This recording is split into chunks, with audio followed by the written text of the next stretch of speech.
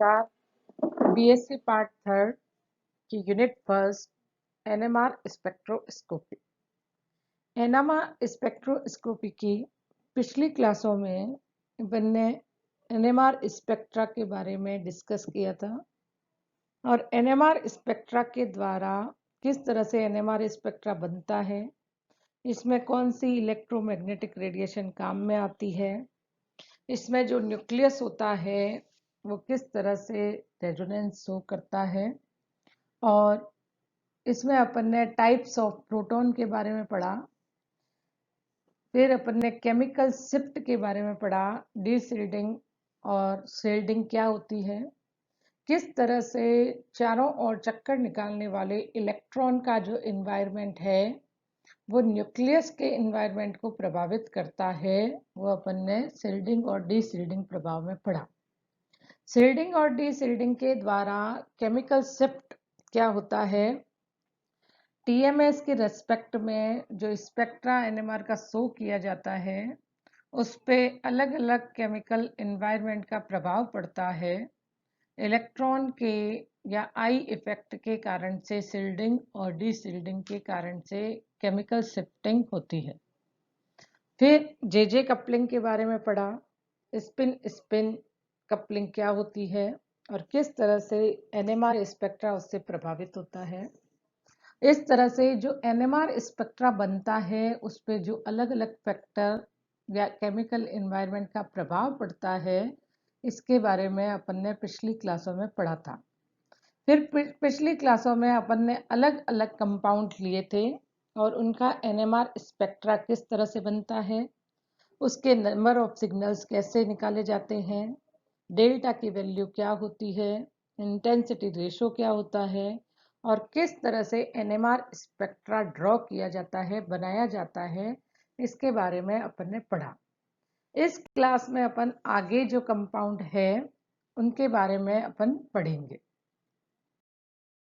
Class में अपन NMR spectra अलग अलग कंपाउंड्स के बारे में जो पढ़ रहे थे उसमें अपन कंपाउंड लेंगे टोलुइन, एसीटोफिनोन, और जो न्यूमेरिकल प्रॉब्लम्स आती है या क्वेश्चन जिस तरह से यूवी, आईआर, एनएमआर तीनों से मिलकर जो न्यूमेरिकल बनते हैं जिसके द्वारा स्पेक्ट्रा दिया जाता है, और उसे देखते हुए अपन कंपाउंड में किस तरह से इन्वायरमेंट है, केमिकल इन्वायरमेंट है और कौन सा कंपाउंड है, कौन सा फंक्शनल ग्रुप है, इसका पता लगाते हुए कंपाउंड की जानकारी लेते हैं। और फिर अपन पढ़ेंगे टीएमएस के बारे में। कंपाउंड है टोलुइन। टोलुइन जो कंपाउंड है उसकी स्ट्रक्चर में बेंजीन रिंग पर CH3 मेथिल ग्रुप लगा हुआ होता है, और जब मेथिल ग्रुप लगा दिया जाता है तो बेंजीन के कार्बन C6H6 6 के 6 हाइड्रोजन सेम होते हैं। जब इसके एक कार्बन पर CH3 लगाया जाता है तो CH3 लगाने के कारण से अब केमिकल एनवायरनमेंट प्रोटॉन जो होते हैं वो ऑर्थो, मेटा और पैरा तीन प्रकार के प्रोटॉन मिलते हैं। अब जब CH3 लगाने पर अपने को नंबर ऑफ सिग्नल्स कितने प्राप्त होंगे वो देखते हैं। ऑर्थो के लगे हुए हाइड्रोजन CH3 के पास में है, मेटा पे जो है वो CH3 से उनका केमिकल एनवायरनमेंट दूर है, तो नंबर ऑफ सिग्नल्स होंगे दो, एक जितने भी बेंजीन रिंग के कारण से है और दूसरा CH3 के कारण से है। तो CH3 के कारण से ये पांचों हाइड्रोजन और CH3 पे लगे हुए 3 हाइड्रोजन, तो नंबर ऑफ सिग्नल मिलेंगे 2। डेल्टा की वैल्यू 5 हाइड्रोजन के कारण से होगी 7.0 और 3 हाइड्रोजन के कारण से इसकी वैल्यू है 2.2। अब स्पिन स्पिन कपलिंग से CH3 5 हाइड्रोजन को प्रभावित करेगा, तो CH3 की जो पीक है वो सिंगलेट के रूप में प्राप्त होगी और जो पांचों हाइड्रोजन के कारण से पीक है वो मल्टीप्लेट के रूप में प्राप्त होगी। इसका ग्राफ देखिए। सबसे राइट हैंड साइड में अपन ने लिया TMS, डेल्टा की वैल्यू 0, और left to right 0 to 10 delta की वैल्यू जारी है। अब सिंगलेट 2.2 पर बनाना है, सिंगलेट इंटेंसिटी 1 होगी, और मल्टीप्लेट बनाना है 7.0 पर। तो मल्टीप्लेट को, जो मल्टीप्लेट प्राप्त होगा उसका इंटेंसिटी रेशो अलग होगा। तो इस तरह से इसका ग्राफ प्लॉट करेंगे। नेक्स्ट कंपाउंड है एसीटोफिनोन। एसीटोफिनोन बेंजीन रिंग पर COCH3 लगा हुआ है। जब बेंजीन रिंग पर COCH3 लगेगा तो CH3 के 3 प्रोटॉन A टाइप का, और बेंजीन रिंग के सारे प्रोटॉन 5 प्रोटॉन B टाइप के। तो CH3 CO बीच में है, तो CH3 के कारण से मिलेगी सिंगलेट, A की पीक प्राप्त होगी। और 5 हाइड्रोजन के कारण से मल्टीप्लेट, क्यों? क्योंकि पांचों हाइड्रोजन का एनवायरनमेंट अलग अलग है, ऑर्थो, मेटा, पैरा। तो ये प्राप्त होगी मल्टीप्लेट के रूप में। तो ऑर्थो, मेटा, पैरा।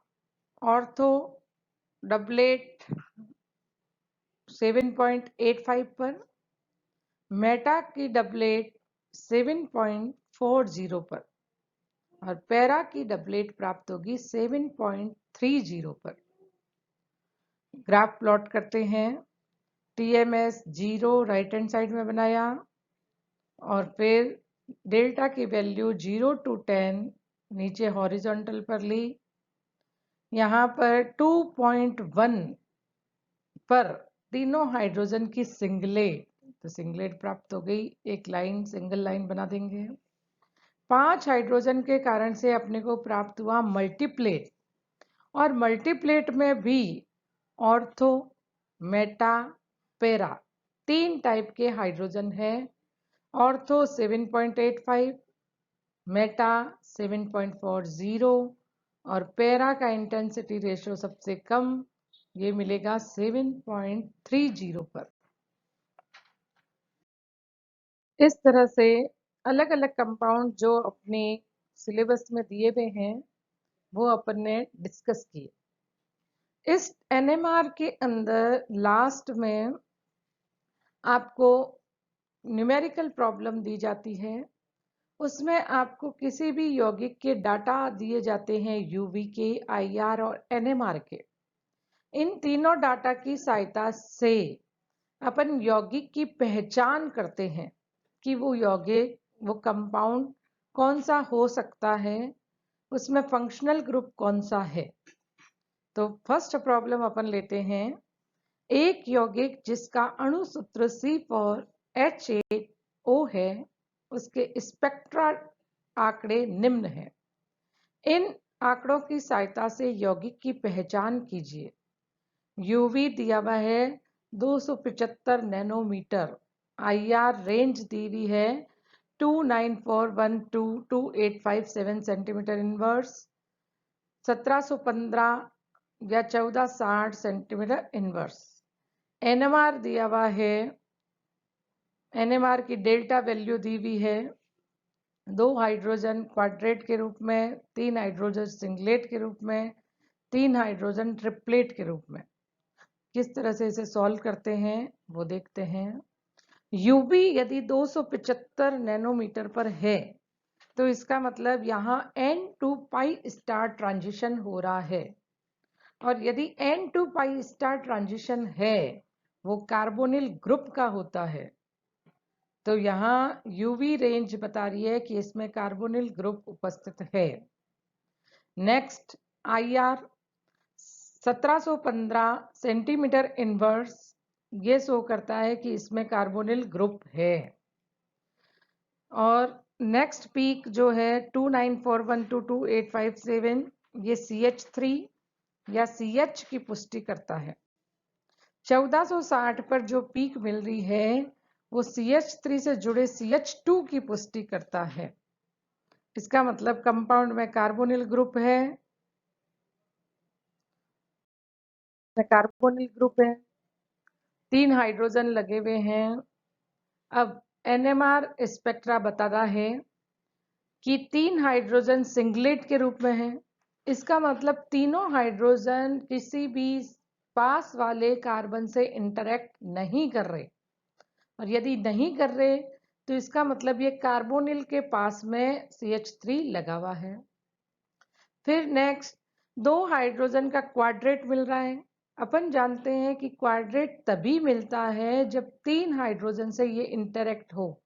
अपन जानते हैं क्वाड्रेट या कोई भी निकाले ट्रिपलेट क्वाड्रेट तो n+1 फॉर्मूले से निकलता है।